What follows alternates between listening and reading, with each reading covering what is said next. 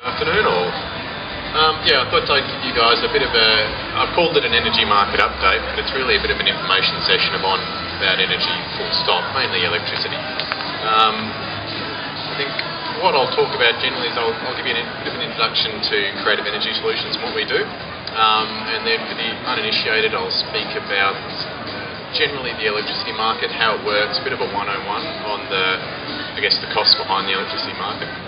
And then I thought I'd touch on a few of the hot topics, so smart meters, a little bit about carbon, and then sort of future energy costs. So where's energy going in terms of price and what's pushing it? So energy, environmental and network charges and that sort of stuff. And then I thought I'd touch quickly on some of the opportunities that exist out there for business. So, introduction to us. Now, Creative Energy Solutions at heart is a procurement specialist, so we work generally in the past with particularly large energy users to help manage their electricity costs and gas costs. And that's through sort of special agreements with retailers and managing timing when they go to market, because it's a sort of crazy complicated market and there's lots going on, so we help them manage that. We've got about 35 staff. We've been operating for about 8 years. When we started we had 3 staff, so we've grown quite quickly. We've got a lot of first-hand experience in the generation and the retail markets in energy, so our staff are usually from either the generation market itself or from the AGLs or origins and that sort of thing. And we hold an Australian financial services licence, which means we can provide advice on financial products, of which electricity futures contracts are financial products. Last year we were bought by an international energy company. There's a lot of movement in this space and it's becoming sort of a very international world in terms of energy. So last year we were bought by, a large UK-based company which has offices in about 18 countries and about 550 employees. So we're growing fairly quickly. Now, a little bit about the market. So first off, from a most basic perspective, where does your energy come from? So basically, all energy is produced generally at generation centres, so where the inputs come from, so either coal centres in the Latrobe Valley and the Hunter Valley, things like that. And from there, it's sent along sometimes hundreds of kilometres of transmission lines to distribution centres, and from the distribution centres to the customers. Now that's all very well, but the other side of it is the financial side, so how do you buy your energy? And you do it through an agreement with a retailer in general, or if you have a shop, say in a shopping centre, you might do it through a landlord who in turn has an agreement with a retailer. So everyone has an agreement at some stage with a retailer down the line. And what a retailer does is they manage your energy costs with the energy financial market, and then they distribute the different portions of your cost to the different network areas, so transmission costs and distribution costs. Now, that all seems very easy and sort of very simple, so you say, why do I need a retailer? Now, the reality is it's not simple at all, it's particularly complicated. So, in Australia itself, there's 5 spot markets for electricity: New South Wales, Queensland, South Australia and Tasmania. And this is sort of excluding WA and Northern Territory, which are separate markets altogether. Electricity is traded as a commodity, so, for instance, like shares are traded in markets.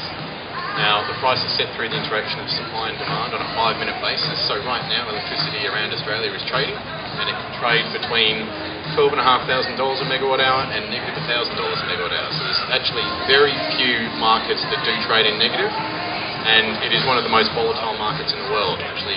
So the price cap and the floor, they're so extreme, but they're actually set to protect participant exposure, so to protect the retailers who are engaged in this market. And what we find is, generally consumers aren't exposed to spot. You may find that very large companies who do have a long-term view of costs may expose themselves to spot and take on that risk, but generally they're managed by a retailer.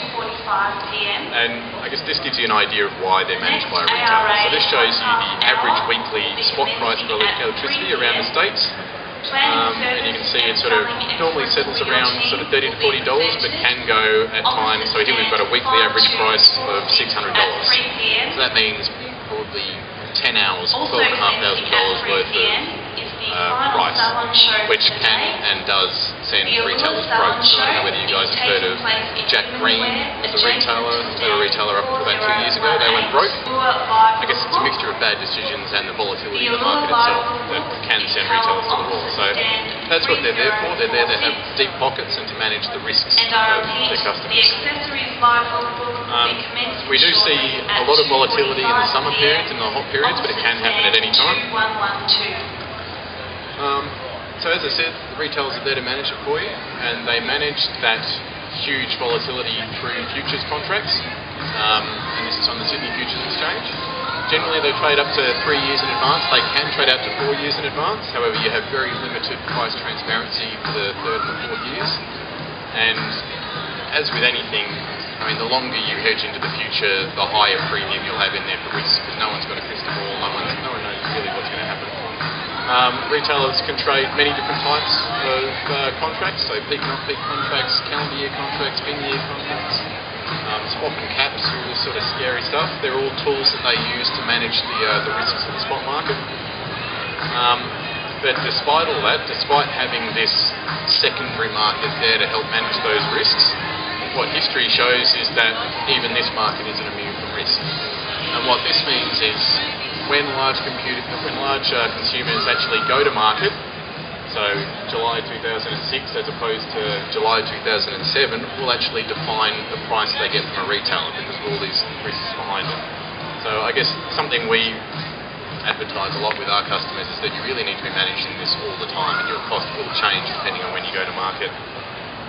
And you can contract out into the future. You don't actually have to contract now for a price next week. You can contract now for a price in 2013. So it's worthwhile managing. So I guess that's a very brief market 101, a bit behind the market. Now, I guess what composes the electricity cost? So what's it all brought together from? Now, there's 5 main components that you will see on a bill, or you might see on a bill for electricity. One's the pure energy side, and this is, I guess, an example from a client of mine who has a national profile. Roughly 46% of their energy cost is actually the electricity itself. Another 40% is network, about 5% environmental cost, but that's growing a lot with a lot of the subsidies around the country. There's a small percentage which is the market cost, which is actually running the different spot markets around Australia, and then you have a retail margin on top. So that's what's built into electricity costs that you guys see in your bill. Now, there's 2 different types of customers. A small size customer, so someone who consumes less than 160 megawatt hours, which might be a shop or it might be a home. And basically they're charged on a bundled rate tariff. That means all those components you just saw before, they're bundled together into a single rate, and you're charged your consumption at that rate. So that includes the energy, the network, the environment, and all that sort of stuff. And because of that lack of transparency, you've got very little control over how you manage your costs. But on the other hand, these markets are strongly regulated in most states. So in New South Wales, Queensland, South Australia, Tas and the ACT, they're quite heavily regulated. But that doesn't necessarily mean they're regulated well or the costs are efficient or that sort of stuff. They just are regulated. It's deregulated in Victoria. And has been for about a decade. And generally what we see is that has been a benefit in terms of you see lots of churn in Victoria, which most economists say is a good sign because it means lots of people are going out and changing contracts because they find cheaper contracts elsewhere. And what we don't see is a lot of churn in the other states. So in New South Wales and Queensland, people tend to stick with one retailer and stay with them the whole time. On the other side, you've got large sites, so sites that consume greater than 160 megawatt hours of electricity. And to put that in perspective, cost-wise, that's probably about 20 to 25 grand a year. So that probably makes up a large site. Now, a large site, they are required to have their different bill components split out.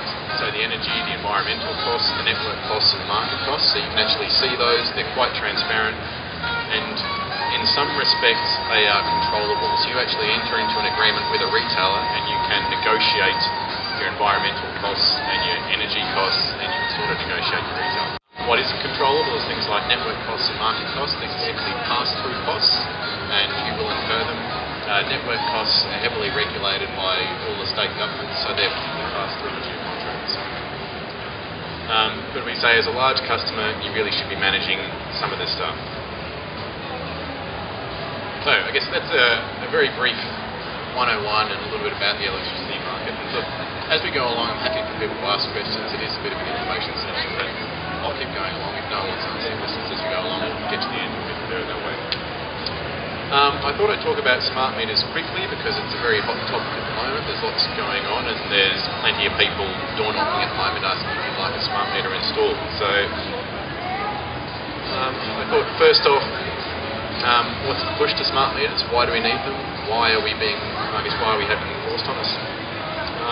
And at heart, at the moment we only have basic meters installed in all our houses and all our businesses, or all our small businesses rather.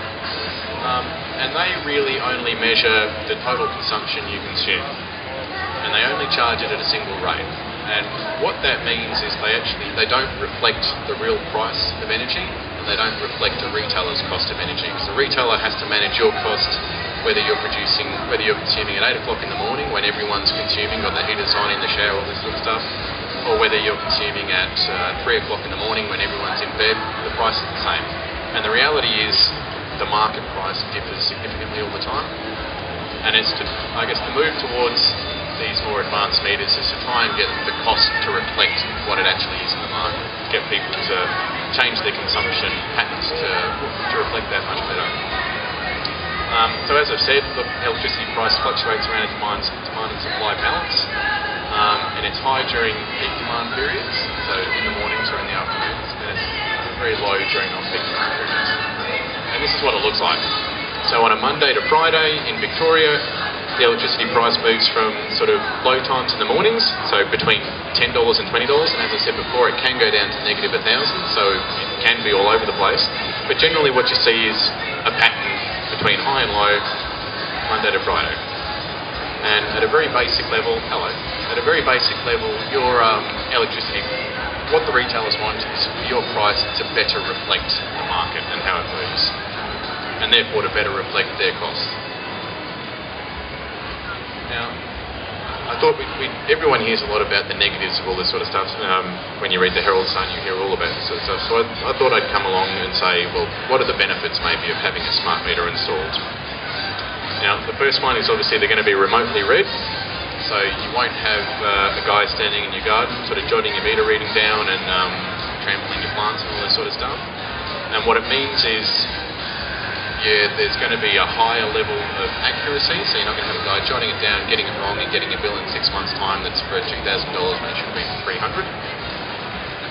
Potentially, you can have access to your real-time energy data, and I do say potentially because it requires telecommunication service providers to actually do this for you, but potentially you can have access to that and you can see what you're consuming and therefore you can monitor how you're consuming and then better manage your energy use profile.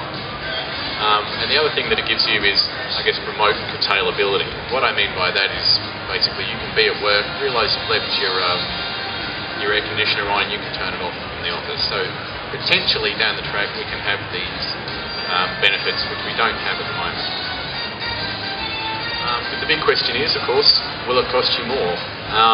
And saying this, at the moment, I do believe if you don't want it installed, you can actually say that you do have the right to object. But how do you make that decision? So I guess what I've done is I've put together two different profiles, and one I think it's obviously going to be worse off for these guys, and one I think it'll be better off for. So let's have a look. So profile one. So a young couple, they were at work all day, they're too busy to cook during the week, too busy to wash and dry clothes during the week, but they're around the house on the weekend and they do all the chores on the weekend. Now, these guys under a smart meter, they're probably going to be able to take advantage of the off-peak pricing on the weekend, but during the week they're at work all the time, so they're not using their energy, and they're probably going to be a winner from this. So from actually installing a smart meter, it may be a good thing. On the other side, profile 2, an elderly couple, at home a large portion of the day, not just sort of want air conditioning, but need air conditioning during the hot summer days, and need heating during cold winter days. Do all their cooking and cleaning and stuff between 9 and 6, which is the peak time. The reality is that they're probably going to be a loser. They'll probably end up charging or paying more than they do now, just to reflect those different peak price periods. And I guess I asked some questions around the office just to see if anyone had any views on other things that would be worth considering in, I guess, a smart meter world, or a world where they're being installed rather. And we got a few sort of old cynics in the office, and one of them said, well, I've got an old house, I've got very outdated wiring, and potentially I'm having an energy specialist coming in to change my meter and install a new meter. Now, and I do have specialist in sort of a star here, and I'll come back to that later, but that's not necessarily a good combination for my wallet. And this is, I guess, this is very cynical, and it may not necessarily be what's going to happen, but this is something that did come up around the office and a few people are talking about. Will we be forced to upgrade our wiring, I guess, to meet current standards? Now, that's not necessarily a bad thing, but maybe timing it yourself rather than having a meter guy come up to you and say you need to do it might be preferable. I guess something else to consider, so where I've got my specialist in with the asterisks there, now I guess we've seen a lot of schemes where millions of things get installed at one time, and I guess I've posted in a bit of a riddle there, so how many qualified tradesmen does it take to install about 2 million metres across the state? And the answer is a hell of a lot, and we've seen this stuff happen before and it go wrong. So I guess it's worthwhile asking the question, what safeguards do we have in place to actually ensure that this stuff's done right? Because it's electricity is a pretty nasty thing. Future energy costs. So you guys probably all would have seen your bills recently and noticed a fairly steep increase over the last few years. Now, what I've shown here is the historic energy consumer price index. So this is, I guess, the reality looking back. So this is collected by the Australian Bureau of Statistics. And what this is telling us is the orange line is electricity and the red line is gas. Now, since September 2002 to, I guess, June 2010, I think it is. So you've got about 10 years there. Oh, sorry, 8 years there. Electricity prices increased by about 80%. And that's current, so that's what has happened. And gas is a similar thing, so the gas price has increased by about 60%. Now, from our business, we see that continuing, if not exceeding, into the future. And there's a number of different drivers behind this. Now, I mean, despite what you hear about carbon and all this sort of stuff, the main price driver behind it, in our view, is going to be the network costs. So that's the cost of distributing this electricity and transmitting this electricity around the nation and around the states. Environmental costs are becoming a fairly large portion of this. If you look at 2010 in comparison to 2012, that yellow portion has increased greatly. Beyond this, we don't see it going up too much more. It's where it is now as a result of a massive sort of oversupply due to huge subsidies. So hopefully we see that going down. But it will always have a trend once it goes down, because the oversupply is gone, it will head up again. We don't really see the market costs moving so much. They'll remain sort of what they are over the time. And of course, at the moment, carbon's scheduled to come in 2012. And we do see that increase at a fairly steady rate from that time. So, looking at some of these drivers in more detail, so the pure electricity, so taking aside the network costs and all this stuff, the pure electricity is going to increase in cost over the next decade as we move to gas generation. It's a lot more expensive. And to meet, I guess, the increasing demands of the system. So at the moment we have to build generation to meet that hottest day of the year everywhere. You can't simply have it there and then trundle it off when it's not needed. It needs to be there all the time, and as a result the costs reflect that. With carbon coming in from 2012 and then moving to an emissions trading scheme in 2015, carbon isn't going to be something you can separate out in your bill. It'll actually be built into the electricity cost, and that's because it's not you guys specifically being taxed, it's the generators being taxed. So they'll simply build that into their price and the price that they sell it into the market, and you'll see that. We'll see it come in, but we won't actually be able to split it out and tell us what the carbon cost is, but it will be there. And then I guess on top of the carbon tax and all this sort of stuff, at the moment I know the government's sort of scheduled that we'll have 2,000 megawatts of, I guess, dirty generation split out and artificially shut down over the next decade. And the reality is, you know, that's got to come from somewhere else. It's not there at the moment, just sitting there. It's there being used, so it will need to come from somewhere else.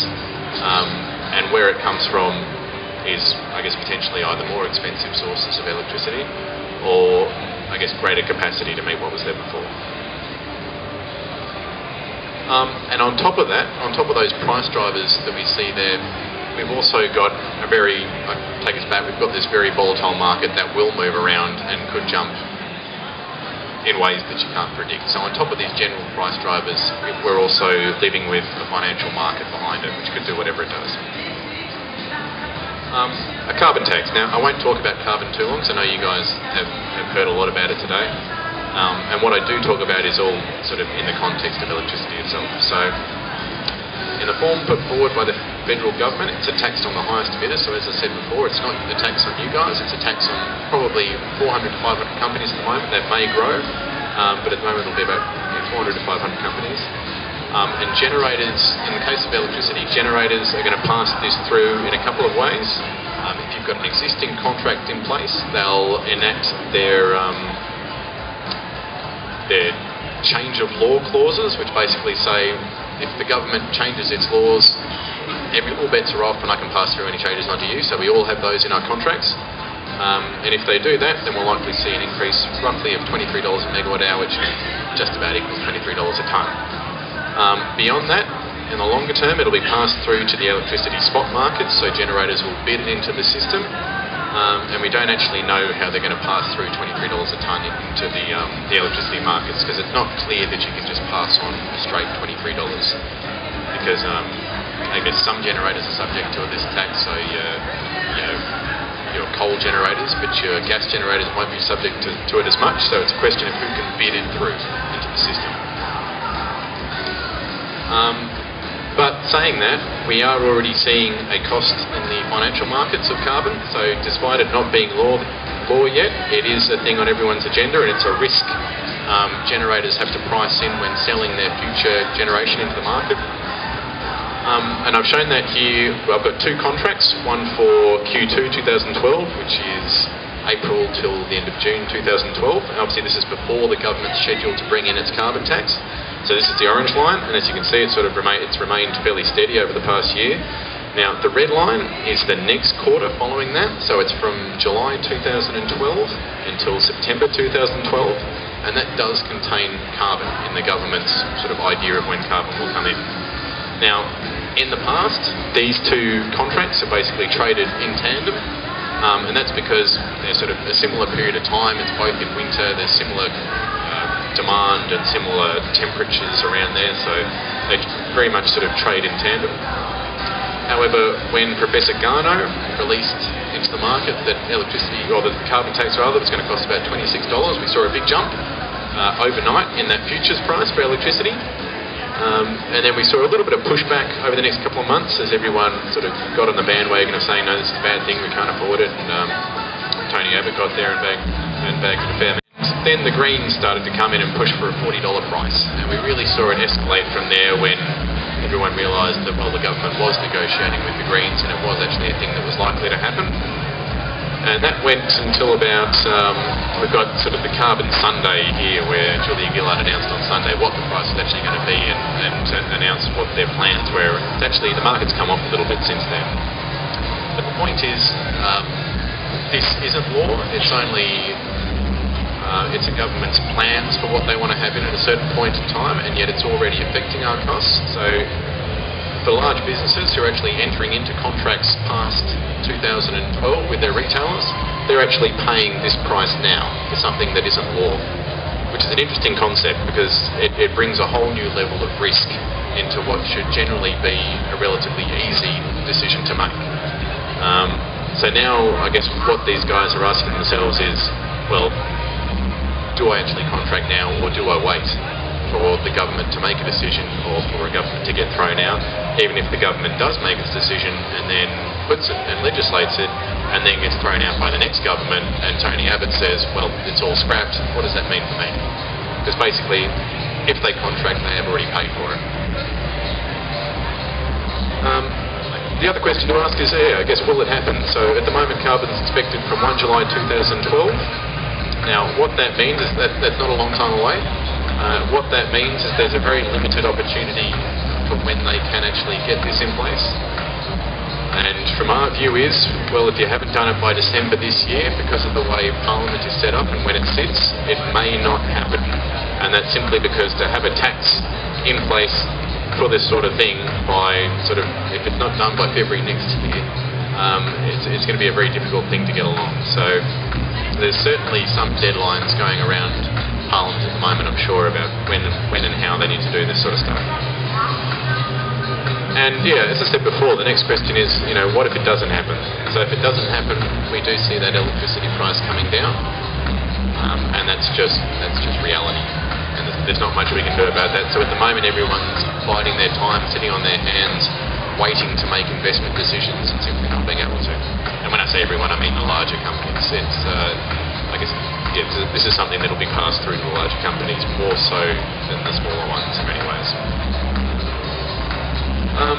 Now, the impact of carbon on generation. So this is an interesting one. So I said, will carbon change energy generation patterns? And the answer is yes, but maybe not in the way we all expect. So we do a lot of modelling as an electricity advisory firm, and we build sort of spot price models to calculate where electricity prices are going to be in a decade and 20 years, and what generation capacity we're going to have to meet that.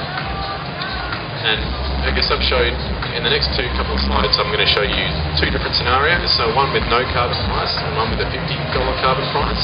And what I really want to show is, I guess, the generation that we predict will be on the ground to actually meet those two different scenarios. So that's how we see a generation mix with no carbon price. So the black here is coal generation. So we see about 28,000 megawatts of coal generation. We've got gas, then another type of gas, and then we've got some environmental stuff on top. Now, if I'm to change that to a $50 carbon price, there's very little difference. Now, I guess what that means is that a carbon price of $50 won't actually mean coal generators close down. It may mean they bid differently into the system. It may mean that there's more generation from a certain type of generator consumed, but these generators will still exist in 15 years' time, and that's not going to change in a $50 price or a $0 price. So let's go back and forward there.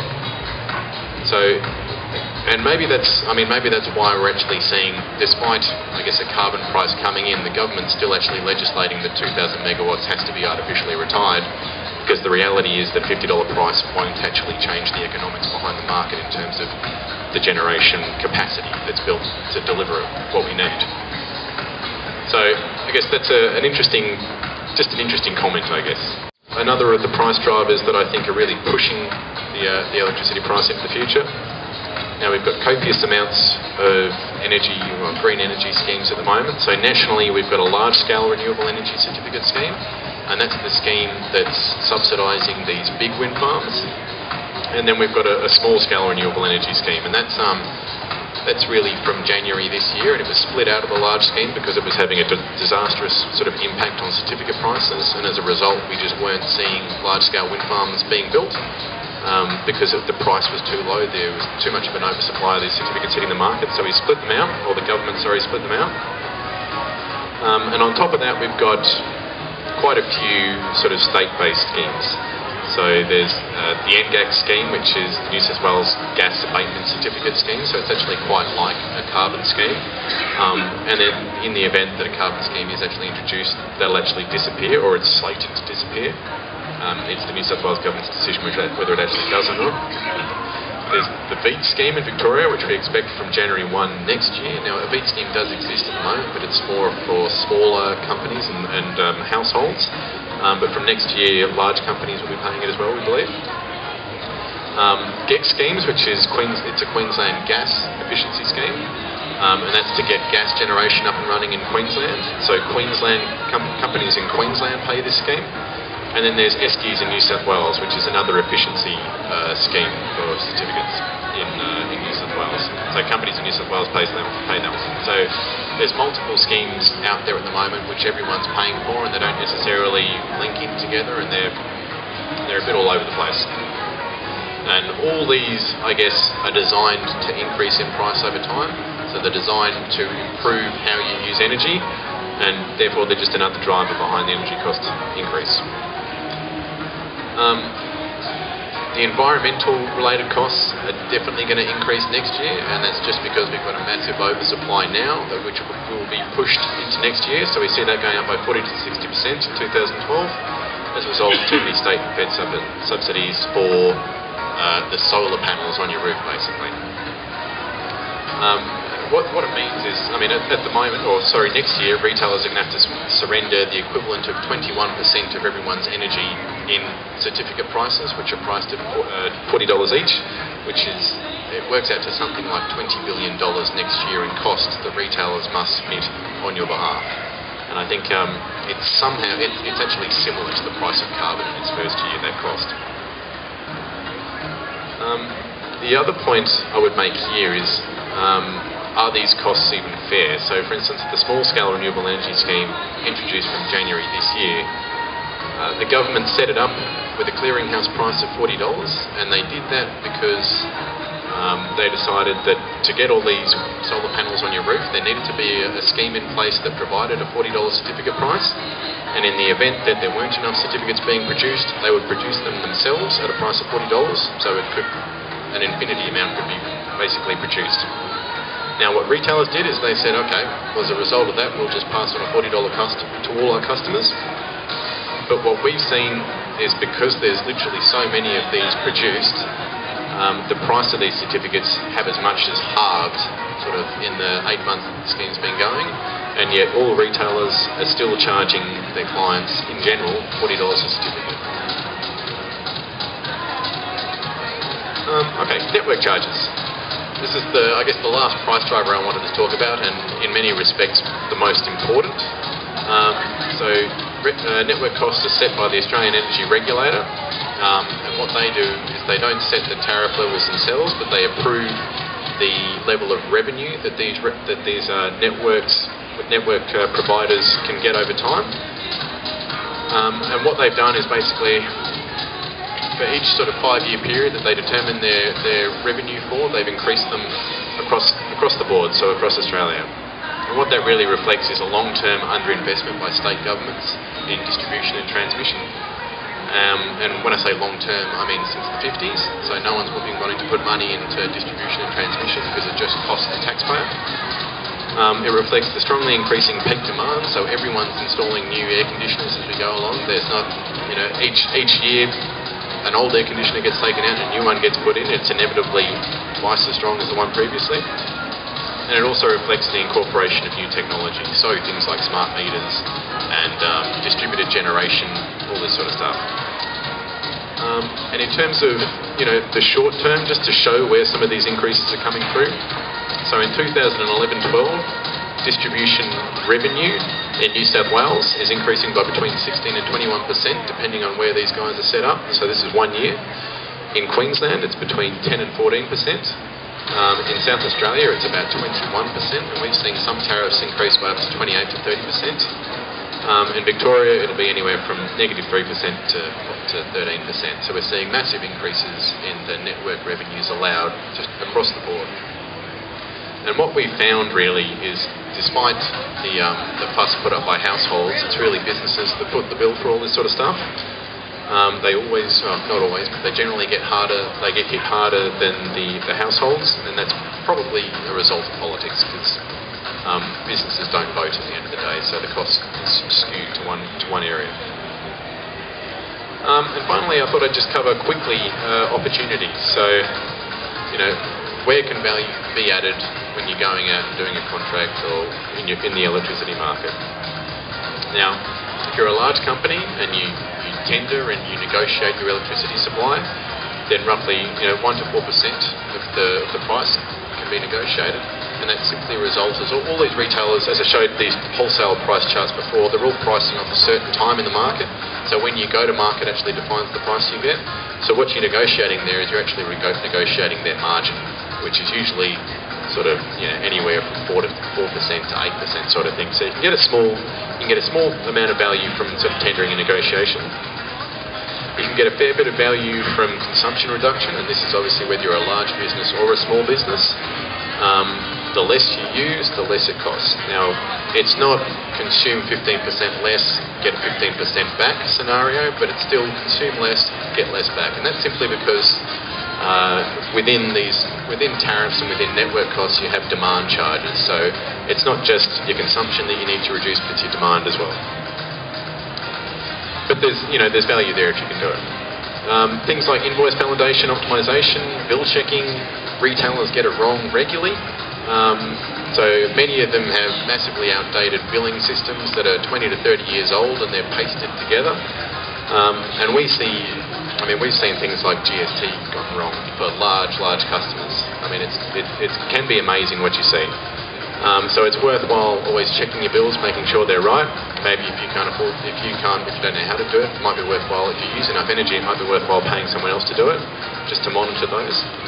And over time, the errors should go down, but they can sometimes be quite exceptional.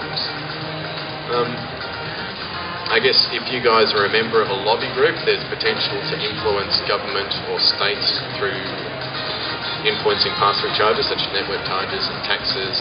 However, it's a very hard thing to do, and if the BHP Billitons and Rio Tintos of the world can't do it, it's difficult for anyone else to do it. But in the event that it can be done, there's quite a good outcome for managing that sort of stuff. But what we, say to our clients is the most important thing to manage is the commodity price and the fact that it does move up and down over time as supply and demand changes. And what we've seen is, the price of the commodity side of things can go up 100% and down 100% over the space of a couple of years. So it's really quite important to manage that, and the best return you'll get from any of these 5 things is actually managing when you go to market as opposed to what your bill says or any of this sort of stuff. And it's completely within your control. So what would I do? If I was a large energy user or an energy user full stop in a company, I'd try and adopt a longer term view and a strategy. And when I say longer term view, I mean budgeting for increases, because they're always going to be there. Don't let them take you by surprise. And if you have the opportunity, acting prudently and opportunistically. So finding a good time to buy energy rather than waiting till the last minute, realising your contract's expired and going to your retailer for a new contract. Things like network tariff reviews, so it's possible to reduce your costs by looking at what you've consumed over the past year, realising there's a better tariff for you and actually implementing that with your retailer or with your network provider. They won't do it for you, but if you do go to them and say there's a more efficient tariff for me to be on, they are obliged to go and have a look, and if it's correct that there's a better tariff for you to be on, to actually move you to that tariff. And things like data management. So, and that, like I said before, so just because it says you owe so much on an invoice doesn't actually mean it's right. Invoices aren't a Bible. They're not always perfect. They're not right. And if you don't check your invoices, maybe you should be paying someone soon. And what I say there is, look, it's just a complicated market, and therefore retailers make mistakes too. So, look, thanks for having me. It's not going to give all the answers in the world, but it was just a bit of an information session, so I hope everyone got a little bit out of it. Thank you. And any questions anyone feels like, if they can be bothered.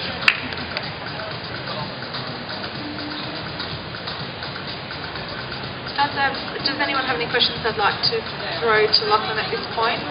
I think in a lot of cases these will be kind of more specific questions that you might like to take on a case-by-case basis. Yeah, certainly, and I'll hang around for 15 or 20 minutes or so if anyone wants to have a chat.